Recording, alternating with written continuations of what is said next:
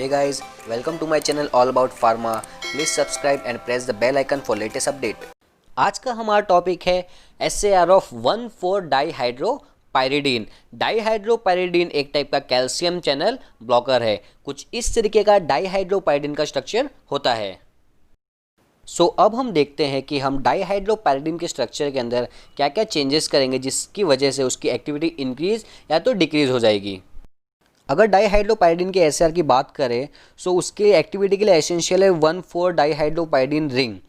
दूसरी चीज़, उसके अगर हम लोग बेसिक रिंग का अनसेचुरेशन करते हैं तो उसकी जो एक्टिविटी है वो डिक्रीज हो जाएगी। थर्ड पॉइंट ये, अगर हम लोग N1 पोजीशन पर सब्स्टिट्यूशन करते हैं या तो उसका ऑक्सीडेशन या तो रिडक्शन करते हैं सो धीरे धीरे जो एक्टिविटी है वो डिक्रीज हो जाएगी या तो पूरी तरीके से ख़त्म हो जाएगी। फोर्थ पॉइंट ये है कि हम लोग सेकेंड और 6 नंबर के कार्बन का अगर डाई सब्स्टिट्यूशन करते हैं तो जो उसकी एक्टिविटी है वो डिक्रीज हो जाएगी। फिफ्थ पॉइंट ये है कि अगर एस्टर ग्रुप C3 और C5 पोजीशन पे अगर अटैच रहेगा तो एक्टिविटी हमें ऑप्टिमम मिलेगी। अगर उसी जगह पे अगर इलेक्ट्रॉन विड्रॉइंग ग्रुप होगा तो जो एक्टिविटी वो डिक्रीज होगी, एंटागोनिस्ट एक्टिविटी रहेगी और कभी कभी वो अगोनिस्ट एक्टिविटी देती है। फॉर एग्जाम्पल है इसराडाइपाइन। अब इसराडाइपाइन के स्ट्रक्चर में अगर हम लोग उसके COMe या तो CN के स्ट्रक्चर को अगर रिप्लेस या रिमूव करते हैं तो एक्टिविटी डिक्रीज हो जाएगी।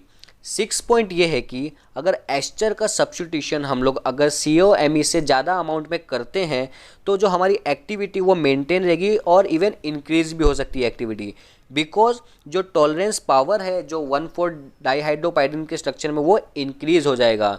उसका एग्जांपल अगर हम लोग ले तो उसका एग्जांपल है एम्लोडाइपाइन और दूसरा है C3 मिथाइल और C5 इथाइल। कुछ इस तरीके का इसराडाइपाइन का स्ट्रक्चर और एम्लोडाइपाइन का स्ट्रक्चर दिखता है। 7 पॉइंट ये है कि जब ester group C3 and C5 position पर नॉन आइडेंटिकल हो जाएंगे सो C4 नंबर का जो कार्बन है, 4th नंबर का कार्बन है वो किराल सेंटर बन जाएगा और स्टीरियो सेलेक्टिविटी देगा एनांशोमर के बीच में। 8 पॉइंट ये है कि जो फिनाइल रिंग का जो सब्स्टिट्यूशन होगा कार्बन नंबर 4 पर तो एक्टिविटी जो है वो ऑप्टिमम रहेगी। 9 पॉइंट ये है कि अगर हम लोग नॉन प्लेनर अल्काइल या तो साइक्लो अल्काइल ग्रुप का सब्स्टिट्यूशन करेंगे तो एक्टिविटी जो है वो डिक्रीज हो जाएगी।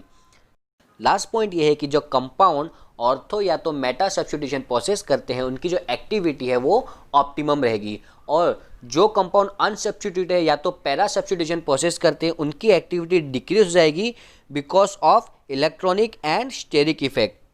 ये था पूरा SAR ऑफ 1,4-डाईहाइड्रोपाइरिडीन।